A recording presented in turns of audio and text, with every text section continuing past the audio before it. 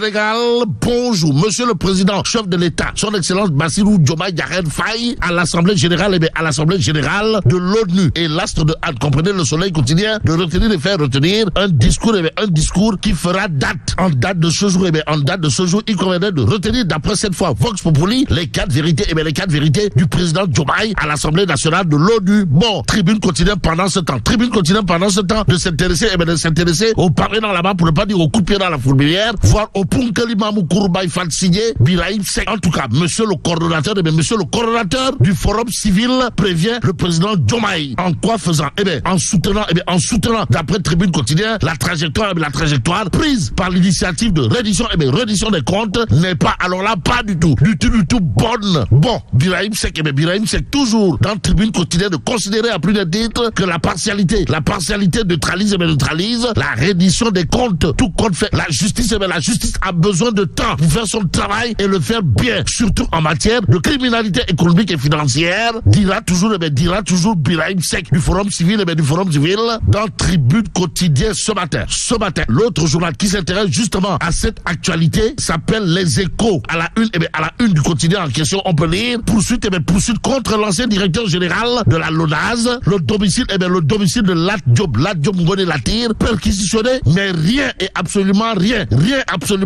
n'a été trouvé. Précise en tout cas Les Échos, le journal de renseigner que Lat Diop Ngoné Latyr, ancien directeur général de la LONASE, sera déféré aujourd'hui devant le parquet financier. Que retenir d'autre autour de cette actualité, sinon ces avocats, les avocats de Lat Diop Ngoné Latyr dénoncent une détention arbitraire, d'après en tout cas Les Échos favorable ou pas. En tout cas, source A de révéler à sa une, les avocats apprécient le fait que malgré la fin de la durée de la garde à vue, Lat Diop n'est pas toujours libéré. Une détention arbitraire, jam. Tout compte fait, source A, à propos justement des interdictions de sortie du territoire distribuées comme de petits pains à d'anciens barons du régime précédent, de s'intéresser au cas Cheikh Oumar Al-Foutiou Anne, ou le Tierno de Ndioum et Eliman de Podor. En tout cas, interdiction de sortie du territoire, Cheikh Oumar Anne, bande ses muscles et défie publiquement Diomaye et Sonko. Waouh. Et comme il est dit Congol Kondiam, retenons tout simplement et tout bonnement dans cette histoire d'après source A, le vocabulaire va en guerre, signé Cheikh Oumar Al-Foutiou Anne, ou le Tierno de Ndioum et Eliman de Podor, à propos d'une éventuelle interdiction de sortie du territoire. Et là, Sawai, monsieur le maire de Ndioum, Cheikh Oumar Al-Foutiou Anne, de jurer la main sur le cœur avant de dire à haute intelligible voix que ni Diomaye, encore moins Sonko, ne peuvent l'interdire de sortir du Sénégal. Aux Sénégalaises et aux Sénégalais, source A, de nous renseigner d'une information Kourbaïfal et Mboldebouri. De quoi s'agit-il, de Khadimba de Locafrique et le directeur général de Coris Bank arrêté par la gendarmerie.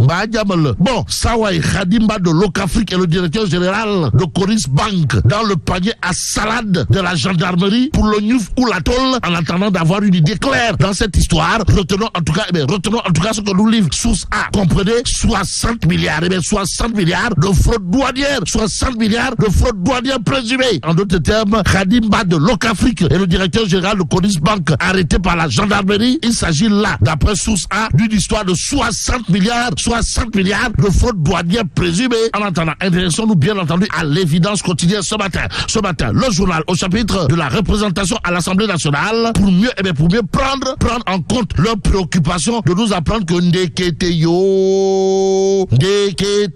le rassemblement des artisans du Sénégal s'allie avec Passe-Passe de Mohamed Ben Diop. En d'autres termes, Mohamed Ben Diop de Passe-Passe et les artisans du Sénégal s'allient pour la conquête de l'Assemblée nationale, informe l'évidence quotidienne ce matin.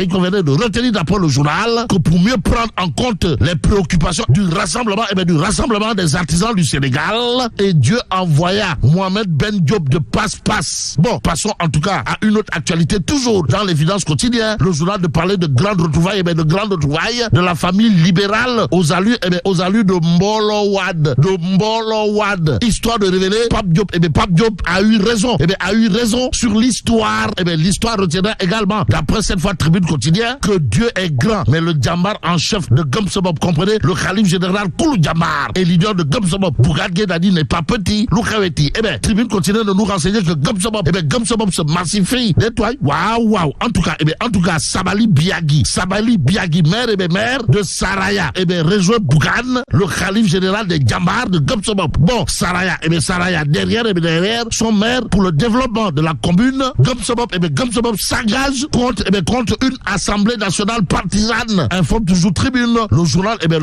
du groupe des médias de renseigner la coalition, tient au respect de la parole donnée, pour ne pas dire au respect du Gorche Wadj. Et là, Tribune continue de nous livrer que Mamboy Diao, vote Pastef les patriotes, vous le déconnez, voilà, et là, il convenait de retenir d'après le journal du groupe des médias que Ousmane Sonko tient son premier transhumant. En d'autres termes, Mamboy Diao. C'est comme qui dirait le premier transhumant sous l'air Pastef les patriotes. Renseigne en tout cas Tribune quotidienne ce matin. D'où l'interrogation du journal du groupe des médias, à savoir quel apport au parti Pastef. Si l'on sait que Mamboy Diao avait perdu son propre bureau de vote. Bon, une transhumance actée au moment de la reddition des comptes, informe en tout cas Tribune quotidienne ce matin.